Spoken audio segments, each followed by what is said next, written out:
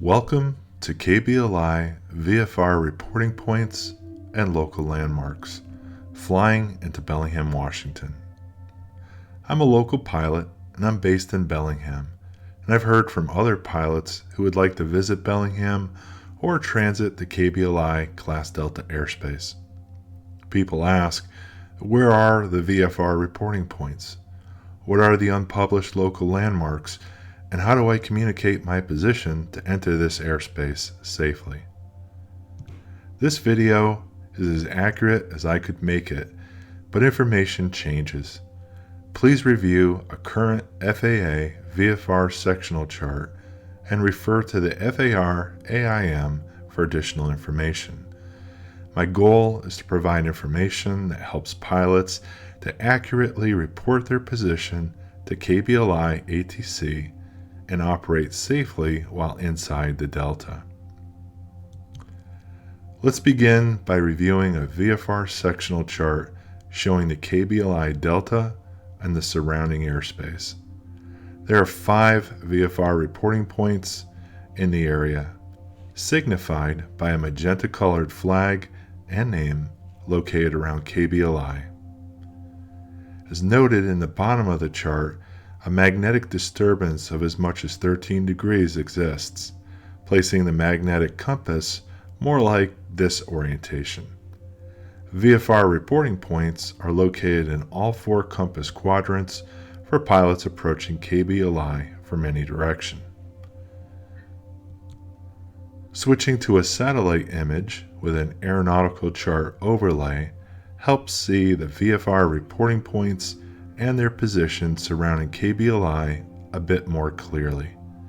In addition to these 5 reporting points, there are local landmarks that are commonly referenced by pilots and KBLI ATC. The local landmarks include the 2 refineries, Cherry Point to the north and Sandy Point to the south, as well as North Lummi and Mid-Lummi. Lynden Airport to the north is another common local landmark. The photo of Cherry Point shows its scale and size compared to Sandy Point. It's a much larger operation and makes for a great reporting point. A small amount of steam can be seen from each site, making them easy to spot. North Lummi and Mid-Lummi are also easily spotted. These landmarks are used frequently by local air traffic traveling to and from the San Juan Islands, located to the west. Lynden Airport is an airpark community located closely to the Canadian border. Note the close proximity to Abbotsford and their altitude restrictions. Lake Whatcom is a great VFR reporting point if approaching from the southeast. And finally, Chuckanut Bay is one of the busiest VFR reporting points for aircraft approaching from the south. Student pilots and transient aircraft pass by this waypoint often.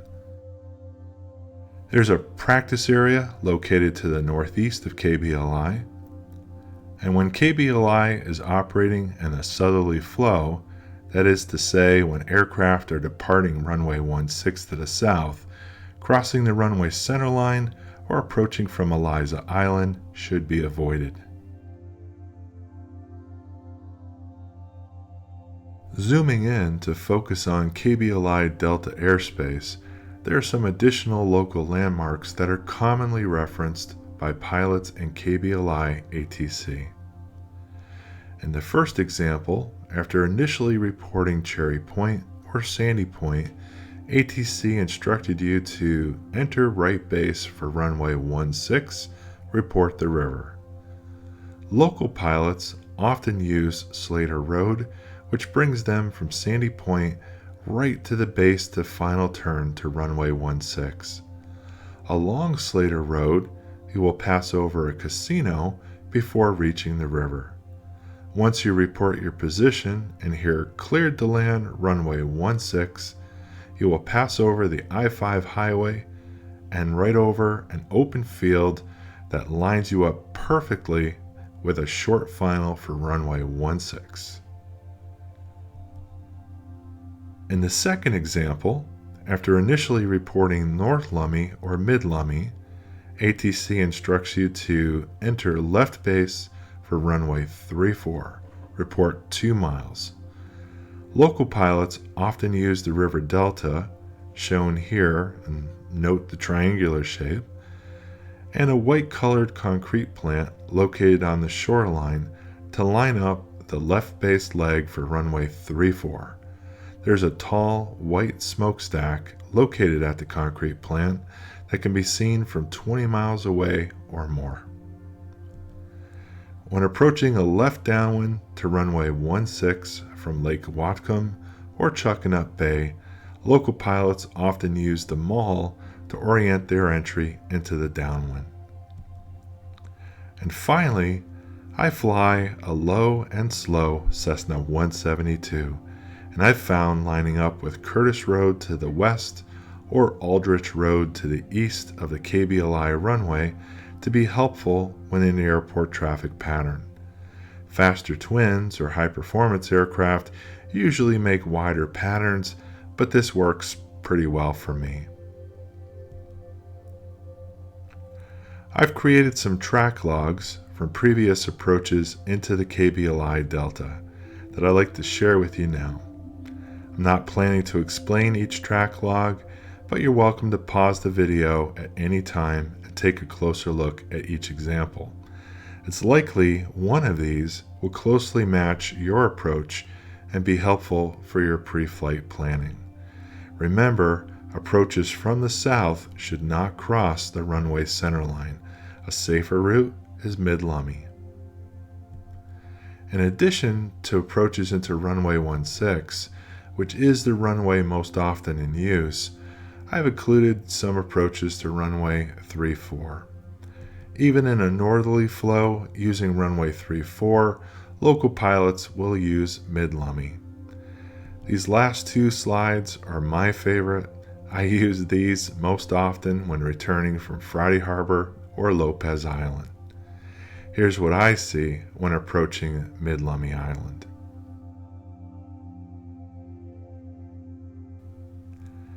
I hope this video helps you plan your next flight to Bellingham.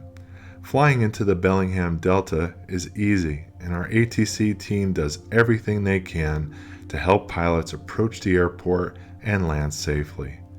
Please consult the VFR Sectional Chart when flight planning your approach. If you have any questions, you're encouraged to call the KBLI Tower.